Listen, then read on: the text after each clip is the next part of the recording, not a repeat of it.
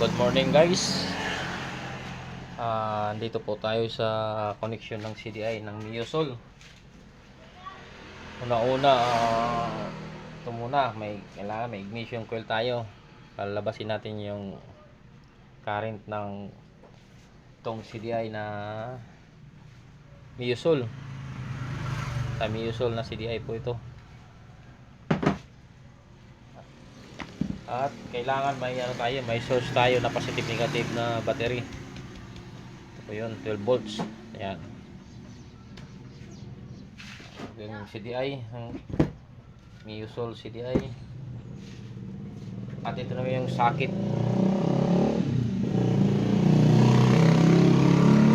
Socket ng CDI. Ngayon,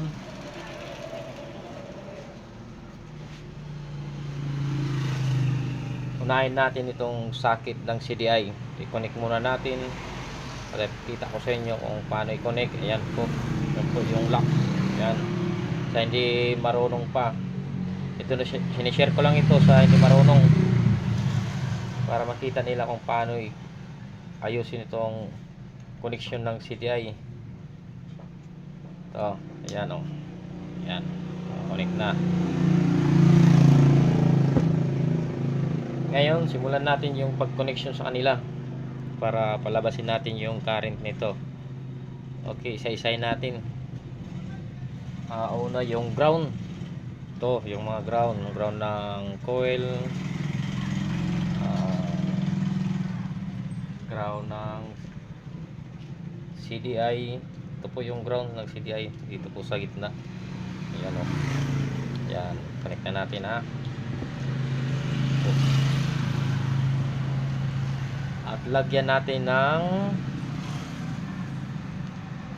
po natin ng ground ng battery. Ayan po, lagyan na natin ha. Ayan. Ayan, nakalagay na yung ground ng battery.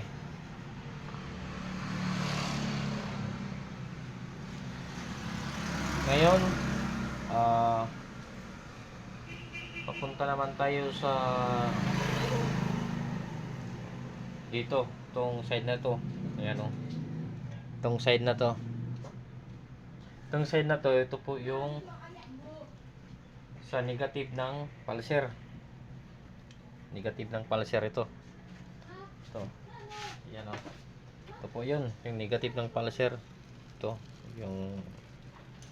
po yung pulser. Ayan guys, yan. Yan po yung pulser. Ito po yung negative.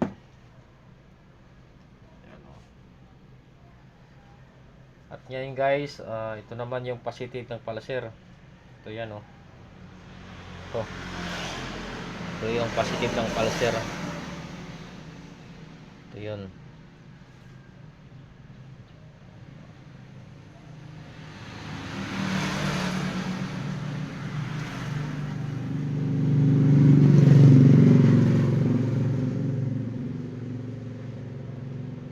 Next, yung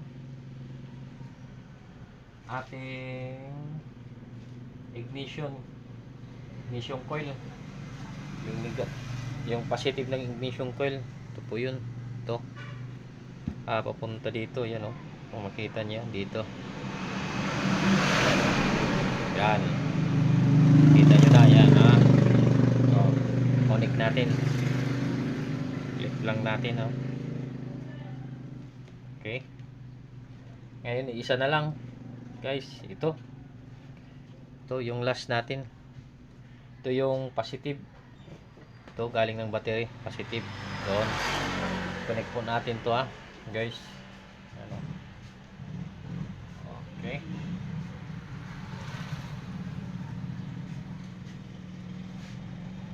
Yan. Ngayon guys, ilapit lang natin yung ground dito sa may ignition para magkaroon siya ng spark. Ito po. Yan, lagyan. Ilapit lang natin ito para magkaroon ng spark sa ground. Yung ignition galing dito. Ngayon, subukan natin yung pulser. sundutin natin kung may lalabas na current dito sa parting ito. Bukan natin guys, kuha lang tayo ng to flat screw. Yan bukan natin. Yan, perfect, lumalabas. Yan, kita nyo guys.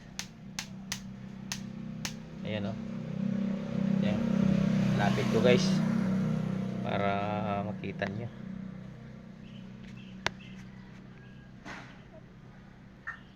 Ayan, ito.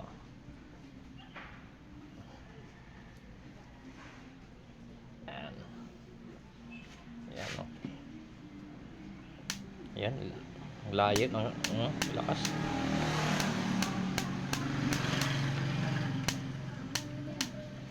Ang lakas.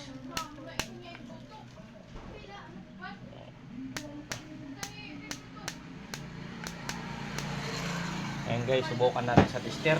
Kung wala kayong ganito guys, wala kayong pulser, yung tester.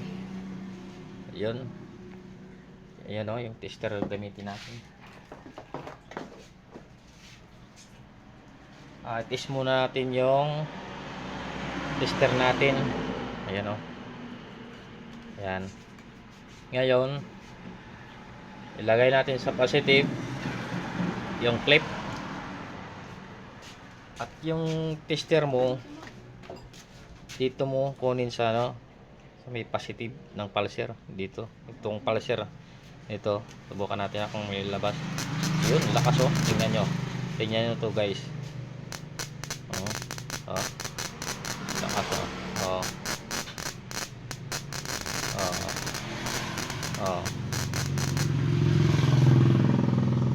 sa mga ganito guys, na mga CDI na ito, sa Barako, ganito yung style. Kung alam mo ito guys, pwede mo ito apply sa Barako 1, yung Barako 2, sa mga ibang sa CDI na Mio Sporty, pwede apply ito kung alam mong connection nito, hindi ka mahirapan.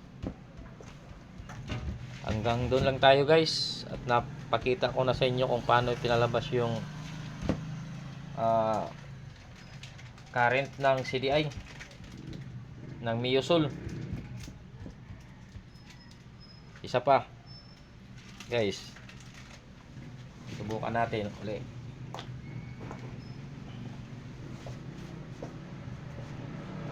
Ayan lakas diba? Diba? Ayan guys, turo ko muna sa inyo yung connection. Ito yung ground papunta doon, ground, tapos ground papuntang CDI, yung sa gitna. Yan po to yan, ground papunta doon, tapos ground din hanggang battery dito. Ito yung ground ng battery tapos ito naman yung galing ng coil dito. Yan galing ang coil sa CDI.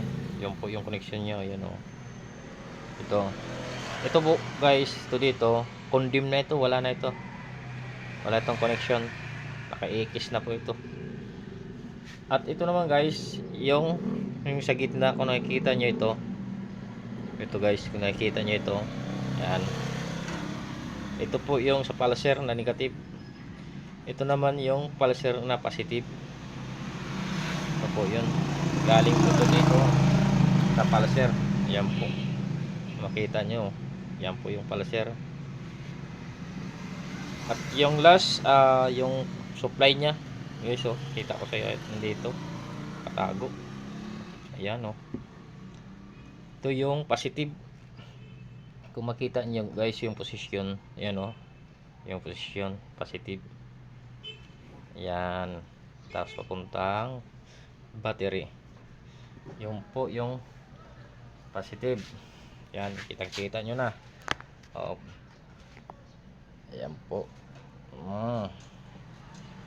Yan po yung connection ng Miosol. Ito pwede apply sa mga ganitong mga sakit na 6 pin. Hindi po siya apply sa posisyon lang nagkaiba. Okay guys, tapos na. Hanggang doon lang tayo guys. Salamat sa panood guys at i-subscribe niyo guys. Huwag niyo kalimutan para ano, nakita niyo yung iba. Subscribe niyo para may dumating sa iyo na notification. Para masundan niyo yung ibang connection. Sa sunod kay Giselle may